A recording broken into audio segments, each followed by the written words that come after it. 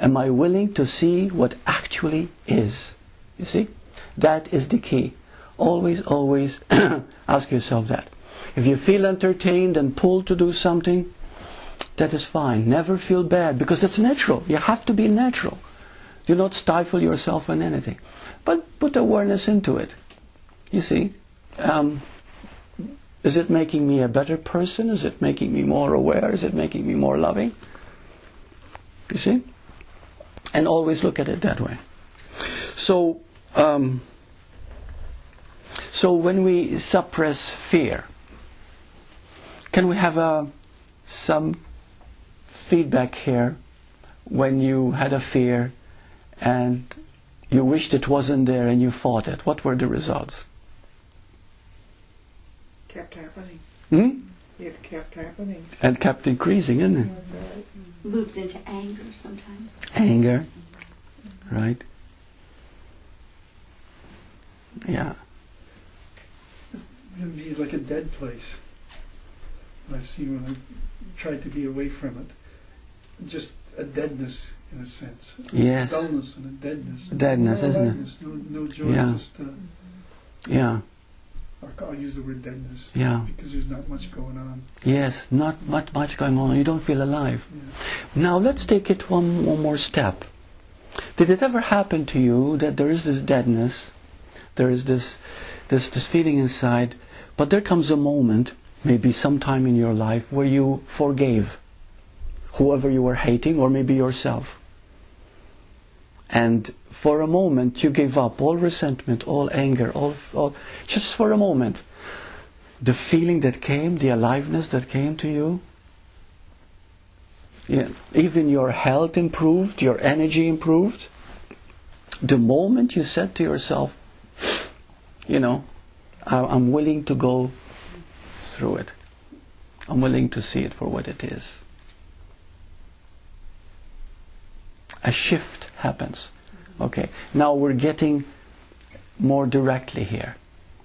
The moment you meet fear and allow it to move. Now we can use words like forgiveness, we can use words like acceptance, we can use words like understanding, we can use these words, but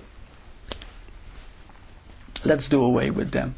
Let's talk about letting it move, letting it expand, give it space. Don't let it hold itself in, don't hold it inside you.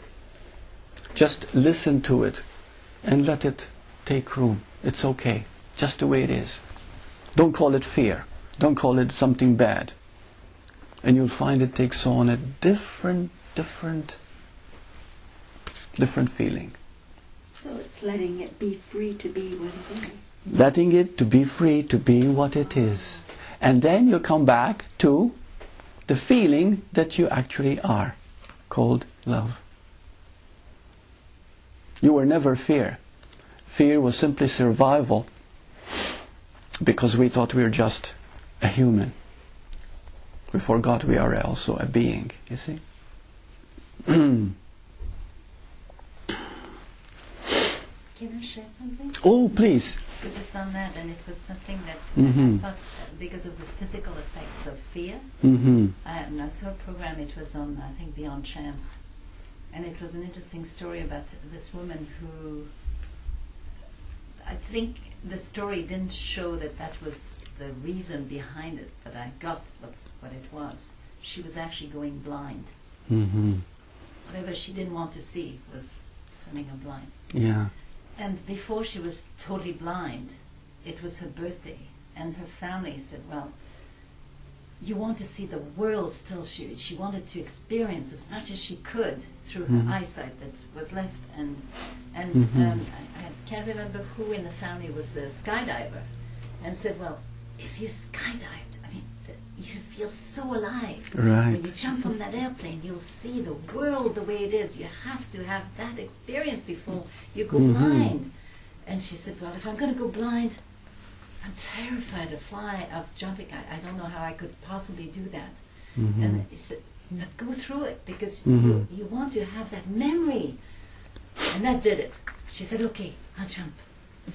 And she went on the airplane and she jumped.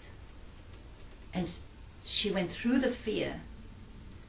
And And as she was going down, something happened. She heard a pop in her head. And as she was coming down, her eyesight was getting better and better and better. And by the time she hit the ground, her eyesight had returned completely. And I think what you're talking about is actually what had happened was everything that scared her actually was making her blind. That's right. When It she was went blocking through her. the fear, it was a blockage. And when she actually went through the fear of jumping, which was the worst thing, like you say, the fear of dying, And she did it. she did it. And that returned, Yeah. actually got rid of the blockage. Yeah. And her eyes. That's right. The energy Yes. started. And this is what spirituality really is, taking a risk. People think if they pray enough, if they meditate enough, if they chant enough, fine.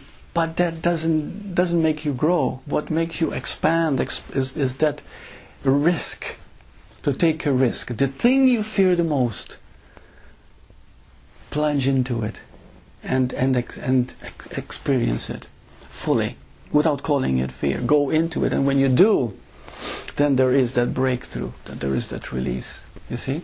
So if any of you have any fears, thank God right now, because you have your catalyst right there. You have the means. You have the greatest teacher. See, the greatest teacher is not someone who's talking in front of you. The greatest teacher is what's inside you, and to allow that to move.